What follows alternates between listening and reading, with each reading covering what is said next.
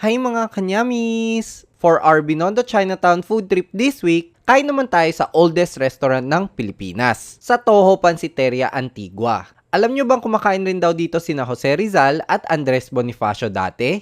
Umorder kami ng pansit canton, toho pork, camaron rellenado, cold cuts halo at kikiam. Bestseller daw ang pansit canton nila and for a reason nga naman. Ang sarap, masahog pa. Malasang malasa, malapit na sa savory na pansit canton, pero parang mas masarap talaga to. Yung toho pork naman, parang sweet and sour pork lang pala. Pero hindi ko sinabing hindi masarap okay rin siya, manamis-namis. Actually, napa-order kami bigla ng rice dahil dito. Etong cold cuts halon naman, may dila, tito o stomach at bituka. Puro steamed lang pero masarap pa rin. Bagay daw pang pulutan sabi ng wife ko. Mahilig rin kasi ako sa mga laman loob kaya masaya ako dyan. Yung kikiam malambot, sakto ang lasa, mas delicious kumpara sa delicious na kikiam. Lastly, itong camaron rellenado. Very crispy yung outer part, pero yun na ang highlight nito para sa akin. Medyo kulang kasi sa lasa pag solo siya, kailangan mo palagyan ng sauce. Naka 1,100 kami pero marami pang natira. Sayang wala na silang pork asado nung kumain kami. Bestseller rin daw kasi nila yun. Nasa may Tomas Pinpin lang sila malapit sa kanto ng Dasmariñas Street. Sugod na mga kapatid! Follow for more gutuman!